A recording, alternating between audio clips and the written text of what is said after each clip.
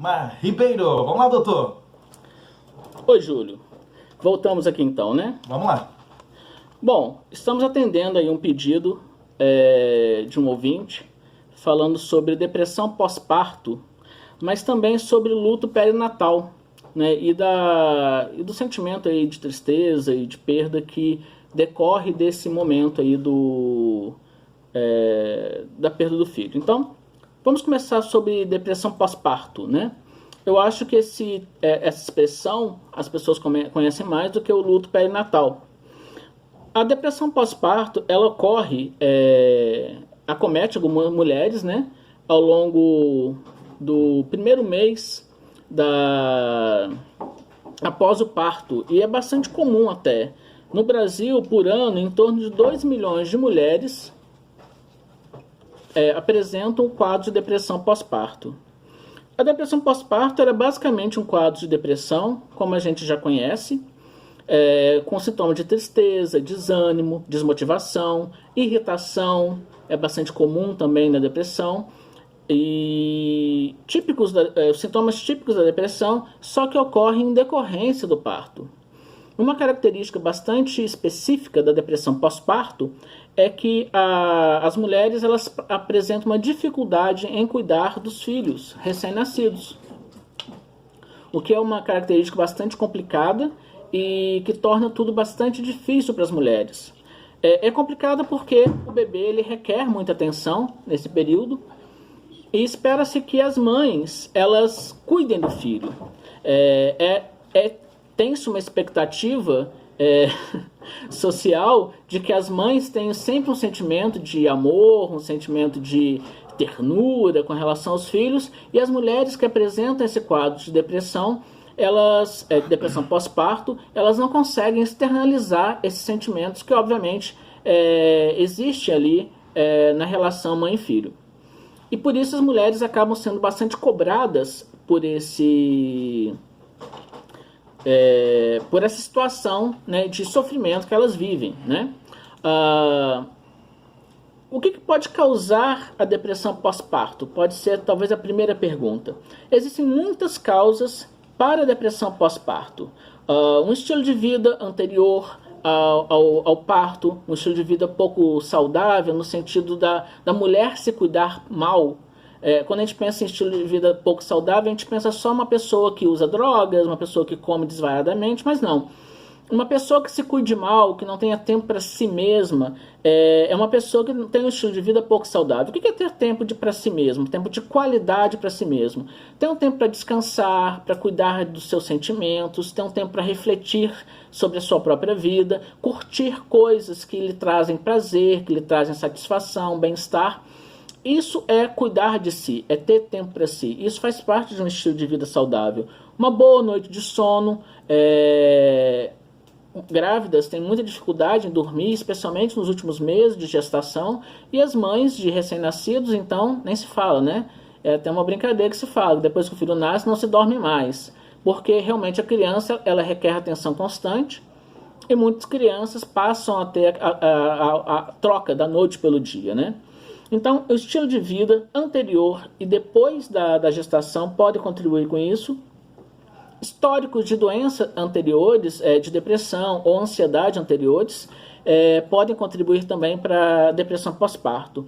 Mas o principal gatilho para isso são as oscilações hormonais que as mulheres vivem durante durante a gravidez e principalmente após o parto. Tamanha oscilação hormonal pode desregular o funcionamento fisiológico, né, do corpo e com isso provocar alterações que se tornam um gatilho para a depressão, né? E se tornando esse gatilho para a depressão, se não for bem conduzido, pode se agravar. A maioria dos casos, a depressão pós-parto tem uma diminuição após alguns meses, mas ela pode se agravar, se tornando um quadro depressivo crônico, e pode também se agravar para quadros mais graves, que é chamado de psicose depressiva pós-parto, né? Num quadro de alteração emocional bem mais grave. Então é um quadro bastante severo, bastante preocupante e que merece toda a atenção da mulher. Normalmente a mulher que percebe que ela não está bem, requer a atenção da família, né, especialmente do parceiro, né, que é aí o pai da criança. Como eu disse, os sintomas eles surgem já no primeiro mês após a gravidez para ser considerado depressão pós-parto. Mas são todos esses sintomas de tristeza, desânimo, dificuldade de dormir, dificuldade de cuidar da criança. Muitas vezes a mulher ela rechaça um pouco os cuidados com o filho, negligencia. E ela sente muita culpa por não conseguir cuidar do filho conforme seria o esperado por uma boa mãe, de acordo com os critérios da nossa sociedade. Essa baixa interação com o bebê pode gerar, a médio e longo prazo, problemas de comportamento na criança e alguns atrasos no desenvolvimento, como por exemplo na linguagem, porque a interação da mãe com a criança ela é uma interação importante, obviamente. Mas ela deve ser, então, e por isso, então, é bastante problemático esse quadro de depressão pós-parto. Um fator importante que pode agravar e propiciar o surgimento da depressão pós-parto está relacionado à questão do estilo de vida, é a falta de apoio que a mãe recebe do pai, do parceiro, né, e dos familiares. Porque essa falta de apoio para os cuidados iniciais com a criança e uma falta de compreensão de que a mãe precisa de cuidados também após o nascimento do bebê pode levar a mulher a um estilo de vida bem mais estressante do que qualquer pessoa nessa fase, qualquer mulher nessa fase poderia suportar. Já é uma fase estressante, fisicamente a mulher ela está com o organismo estressado, ela não está doente, né, como a gente costuma dizer, gravidez não é doença, mas exige toda uma preparação do corpo para que a mulher possa dar à luz. E isso desgasta o corpo e ela precisa de um certo tempo para se recompor. Além disso, as próprias exigências de cuidados do bebê também exigem muito do corpo da criança. Então é necessário bastante apoio da família e principalmente do parceiro para que a mãe possa cuidar do bebê e também cuidar de si mesma. Algo que as mães costumam dizer que naturalmente as pessoas se voltam para cuidar da criança. E poucas pessoas percebem que a mulher também precisa de alguns cuidados nesse momento. Há muito medo, principalmente para mães de primeira viagem, muito medo de não cuidar adequadamente do filho, né? Então esse suporte, normalmente uma pessoa mais experiente, ou se necessário até mesmo de um profissional, quando possível, né? Uma babá ou uma enfermeira, enfim, alguém que possa ajudar a mãe nesses primeiros momentos é bastante importante para a prevenção aí e para a detecção da depressão pós-parto logo no início. Quanto antes identificar um quadro como esse, mais favorável será o tratamento e então menores serão os danos causados pela depressão. Como que a mulher poderia trabalhar para prevenir a depressão pós-parto e como que a gente poderia colaborar para que isso diminuísse, né? Que as chances de depressão pós-parto pudessem diminuir? Primeiro, para a mulher, peça ajuda para cuidar do seu filho. Não acredite que você é a única pessoa que saiba cuidar do seu filho. Sua mãe, a sua sogra já cuidou de crianças, então ela sabe fazer isso. Uma profissional já sabe cuidar de crianças. O seu marido, se não sabe, pode aprender a cuidar de crianças. Então você pode compartilhar os cuidados do seu filho com outras pessoas. Isso não é uma obrigação exclusiva sua, coisa que às vezes a nossa cultura coloca como regra, que a mãe é obrigada a estar com o filho ali o tempo todo. Isso não é verdade. A mãe precisa se cuidar também para que ela possa também cuidar bem dos filhos. Então, peça ajuda para que você possa dormir e descansar, para que você possa ter tempo de se alimentar de forma adequada, para que você possa retomar os seus exercícios físicos, enfim, para que você tenha um tempo de qualidade consigo mesma. Não é porque você se tornou mãe que você vai deixar de ouvir uma música, que você vai deixar de relaxar e coisas desse tipo. Muito pelo contrário, nesse momento é muito importante que você saiba se cuidar. Quem não se cuida não tem energia, não tem disposição, não tem meios de cuidar do outro por muito tempo. Então, pense nisso e não se acanhe em pedir ajuda. Evite pensamentos negativos. Isso pode parecer uma regra, um conselho bobo, mas a depressão ela se estabelece a partir de pensamentos negativos persistentes e nem sempre verdadeiros. Então, se você comete algum pequeno erro, se você tem dúvidas, isso não faz de você uma péssima mãe, por exemplo. Porque toda mãe deveria saber o que fazer com o filho. Isso é um pensamento negativo que não é realista. As mães aprendem a cuidar das crianças, assim como aprendem a fazer qualquer outra coisa na vida. Então, tome cuidado e evite isso. Evite isolamento, né? Evite ficar só você e o bebê. Procure conviver com outras pessoas. Comece a retomar a sua vida social de acordo com as suas possibilidades, mas evite ficar sozinha o tempo todo.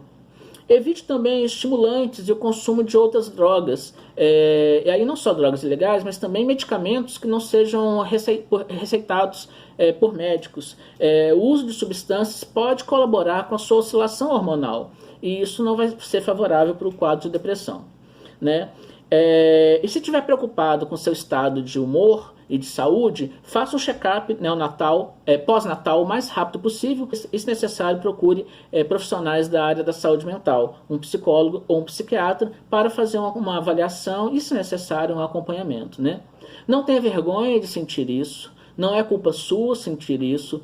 Mesmo que você possa se sentir mal porque tem tido dificuldade de cuidar do seu filho, isso faz parte de um quadro de adoecimento que merece cuidado, que não é responsabilidade sua, que não é culpa sua, né? Você merece atenção aí, como em qualquer outra situação. Vamos lá. Na sequência disso, eu gostaria de falar de um tema menos discutido, que é o luto perinatal.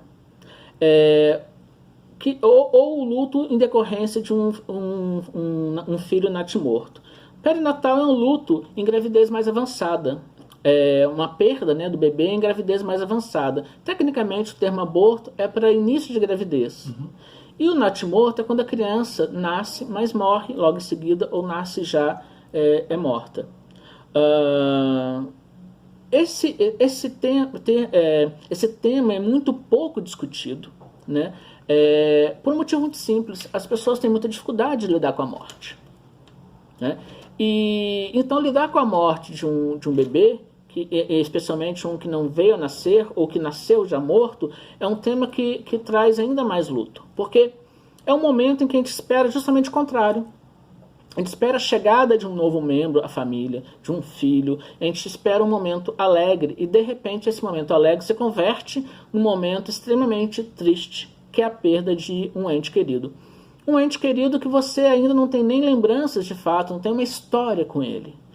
O que torna tudo mais complicado, porque como fazer o luto, como se despedir de alguém que ainda de fato não existiu, com quem você ainda não interagiu de fato.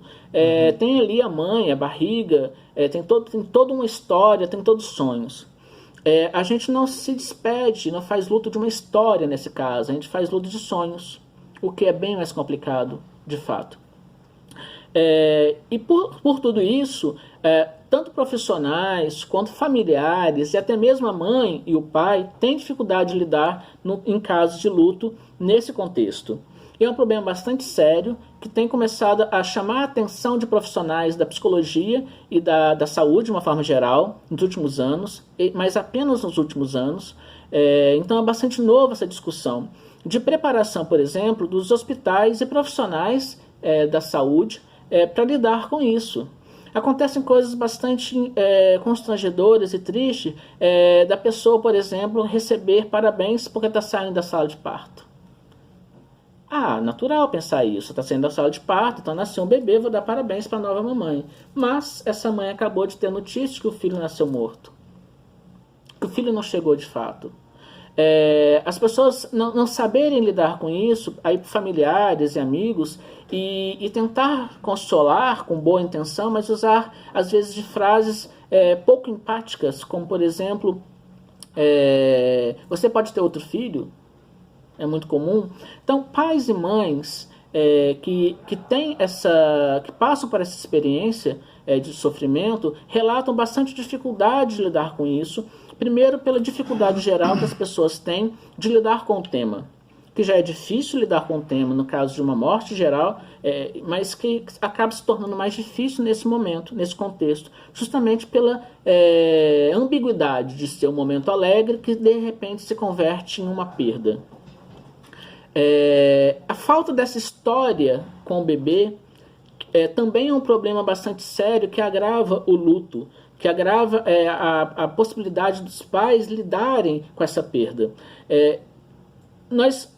Dependendo do caso, a criança não recebe nem mesmo um nome, não tem uma certidão de fato de nascimento. Então, quem que é essa pessoa que eu perdi? Né? Existe como se não existisse, mas ela existiu, estava ali, viva por um tempo, teve planos, vai ser assim, vai ser assado, vai ter esse nome, enfim. Tem toda uma mobilização emocional, afetiva, mas que a gente não consegue lidar muito bem com isso. Mas como lidar com uma situação como essa? Primeiro, se você é um familiar ou um profissional, seja empático. Tente entender como a pessoa, a mãe e o pai, estão lidando com isso.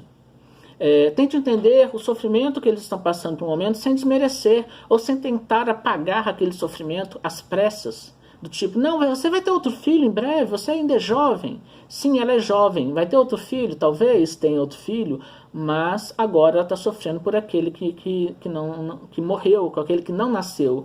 Então é necessário aceitar esse sofrimento porque ele existe. É muito importante, alguns hospitais têm começado a fazer, Júlio, alguns procedimentos para que a mãe, o pai, irmãos, né, possam se despedir daquele membro da família que não chegou, não terminou de chegar, permitindo o contato dos familiares com o bebê, podendo apresentar, se despedir, literalmente fazer o luto, fazer aquela despedida que a gente costuma fazer nos velórios.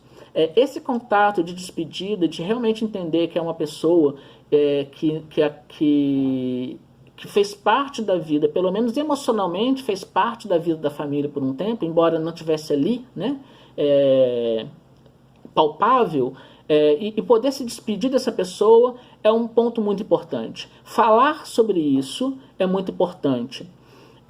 Com os familiares, o casal, né, os pais poderem falar sobre isso abertamente, sem que tenham receio de que a outra pessoa vá desmerecer o seu sofrimento. Isso é muito importante. Tanto que tem surgido movimentos, alguns organizados por psicólogos e psicólogas, outros por doulas. Doulas é uma profissional, tipo uma parteira de antigamente, sim, mas na verdade ela está mais ali acompanhando a mãe, né, naquele momento ali da gravidez, antes, durante e depois da gravidez, para melhorar a qualidade da experiência do parto para a mãe. Tem profissionais dessa área criando grupos de apoio para mães e pais que sofrem pelo luto, pela perda neonatal, né? Se vocês forem procurar na internet, no Facebook, por exemplo, grupos de perdas neonatal, vocês vão encontrar vários grupos de apoio mesmo e alguns movimentos bastante organizados. Eu tomei contato essa semana, pesquisando sobre o tema, de um grupo chamado Do Luto à Luta. É um dos mais antigos do Brasil. Vocês encontram lá no Facebook, se vocês tiverem interesse em procurar, que tenta dar suporte para pais e mães nessa situação e também buscam melhorar a situação de uma forma geral, por exemplo, tentando promover mudanças na postura dos hospitais. Lógico que entendemos que para as pessoas é difícil lidar com o luto de uma maneira geral, mas que é importante a gente refletir sobre isso e compreender o sofrimento do outro para melhor ajudar.